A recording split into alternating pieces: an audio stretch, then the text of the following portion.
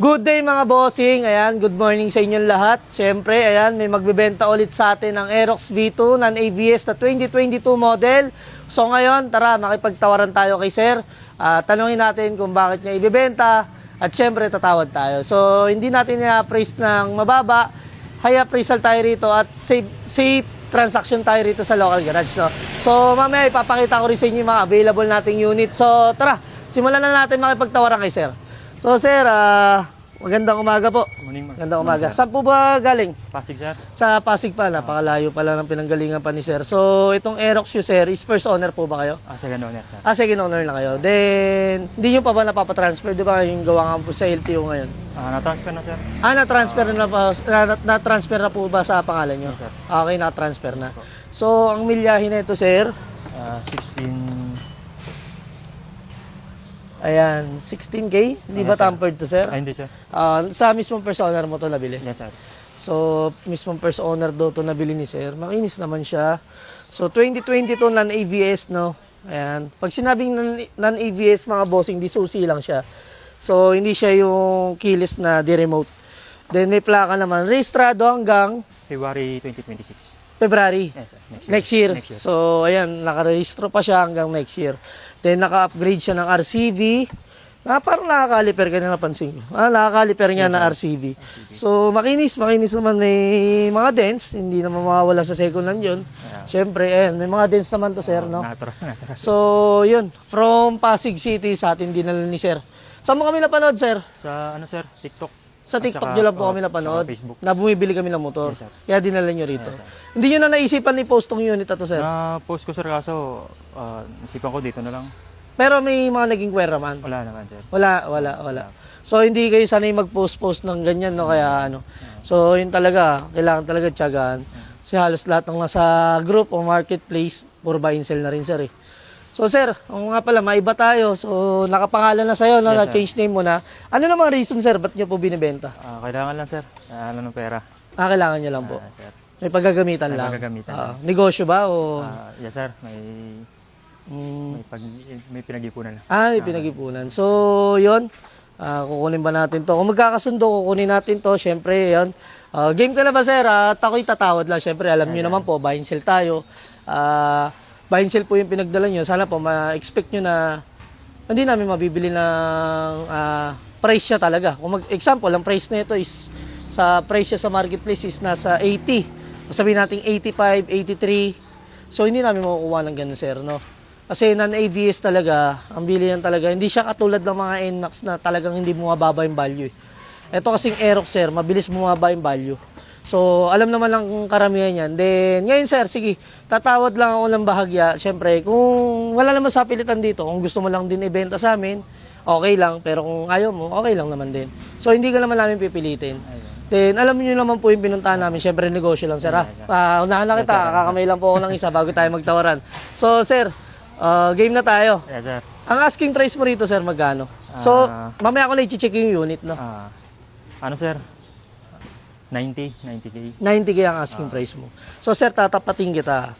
Ang 2022 model kasi ng non-ABS, sir, halos nag-range siya lang yan talaga sa market. Kung sa mga ibang buy and sell talaga, ang bilihan talaga niyan is 70, 75. So, ako, hindi ko naman siya bibili ng ganun. Kasi, yun, galing ka pa nga sa malayo, tapos dinala mo rito yung unit. Kahit ano, sir, tawad ako, okay lang. Okay. Baka mamaya magulat ka sa tatawad ko. 90K, sa totoo sir, mataas na siya sa 90K. Ang bilihan kasi sa presyong 90K, yung mga pagka 2023, yan. Katulad na ito, sir, magkano lang namin nabili. Halos 80K lang din namin ito nabili. Pero, makikita nyo, may mga dents na siya. So, bugbog na rin. Sa madaling salita. Hindi naman sobrang bugbog. Kung bagay makina maayos, yung mga panlabas, ayan, may mga gasgas. So, sir, sige, tatawad ako. Huwag ka mabibigla, sir. Huwag ka mabibigla. Tawad ako, sir, 78. 78. Kaya ba? 88, sir. 88. 88, 2,000 yung binawas sir. First time kung ako naman yung tumatawad Madalas kasi rito sir, ako tinatawaran talaga. So, ma-experience lang ba na tayo yung tumatawad? So sir, wag mong susuntokin pagka natawaran ko lang pero pagka hindi naman okay sa iyo yung price, okay lang naman din. So sir, sige magdadagdag ako 79. Baka may ibababa ka pa. So sir, ayun, pinaliwanag ko nga sa iyo yung specs ng motor. Halos direct price na po yung binigay niyong presyo. So, hindi na po kikita kung bibiling ko siya ng pag 88K. So, sana maintindihan niyo po yun. Sa amin naman talaga, binibili lang namin mga rush unit. So, mga rush price. Example, yung mga kailangan talaga ng pera or mag-upgrade, ganyan. Ayun lang talaga yung mga binibili namin. So, hindi kami talaga basta-basta bumibili ng mga direct price. So, yung kikita lang din kami kahit papaano. Sige sir, bawas ka pa. Baka mabawasan mo pa. Tignan ko kung kaya ko. 85, sir. 85, yun. So, nagbawas ulit ng 3,000 si sir from 90, 5,000 na yung nabawas. Kaya nga lang sabi ko, sir, 85K lang ang bentahan nito. So, 83K to 85K tsambahan.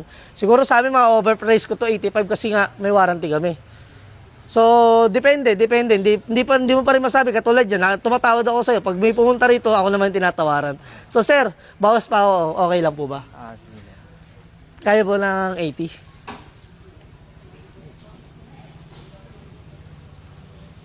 81, sir. 81. 4,000 yung binawas si Sir, 81. So, Sir, na-gets mo naman po yung pinaliwanag ko, no? So, naintindihan nyo naman na po. Gawa ng, syempre, naghahanap buhay lang din po, Sir, no? So, yan. Bibigay ni Sir ng 81. 81, kukunin pa natin ng 81. So, sa 81 naman, pwede naman din. May kikitain naman na ako kahit papano. So, ayun. 81. Sige, Sir, dandel natin 81. Okay lang ba sa inyo, sir? Hindi ba masama loob mo sa akin? 9,000 yung nabawas sa unit. Okay lang, sir. So, yun. Checking na lang natin, sir, yung makina. Pero sa tingin ko, mukhang maalaga naman kayo gumamit kasi 16K mileage lang, no? So, sir, no tampered naman yan, no? First owner niyo po mismo nakuha, di ba? Yes, sir. So, yan, first owner ni sir nakuha to. So, ngayon, nakapangalan na sa inyo, sir, gawa nung nilabas ng LTO yung change ownership. Nagpa-change name na kayo, no? Yes, sir. So, ayan, mga bossing, kung sino man yung makakabili nito, alam nyo na yung presyo kung magkano natin nabili kay sir, no? So, ayan, marumi lang. Ayan, nakashock na rin siya, may plaka. So, gagamitin na lang. Dalawa rin susi, sir, no? Yes, sir. Dalawa. Okay, dalawa yung susi. So, yun lang, sir. Okay ba sa'yo, sir? Di naman Okay, masama sir. loob mo. Bibigyan na lang kita ng payong tsaka pangkain. Okay lang ba yun? Dadagdagan ko na lang ng pangkain tsaka panggasolina mo. Okay. Ay, panggasolina, pang transpo mo. Okay, sir. So, ayun lang mga bossing. Dandil na kami ni sir. Sir, ano po ulit pangalan niya? Gary Rosario Jr. Ay, si Sir Gary, ayan. Dandil na kami ni Sir Gary dito sa Aerox natin sa Aerox yan na 2022 na ABS, no? So, ayan, abangan nyo na lang. Sa mga gusto magbenta, alam nyo na kung saan nyo dadalhin. Kung gusto nyo na safe transaction, high appraisal, dito nyo dadalhin sa local garage. So, yan, nagdala si Sir dito ng unit. Nagkasundo kami sa presyong 81K, no? So, yan, abangan nyo na rin. Upload nyo na rin to agad tong video na to. Ang address namin, Block 52, Lot 12, Calachuchi Street, Sarmiento Homes, Barangay Muson, San Jose del Monte, Bulacan. At pwede nyo ring i-waste, local garage. So, magkita-kits lang tayo rito mga bossing. Let's go. Sir, thank you. Thank you. Pasensya na po.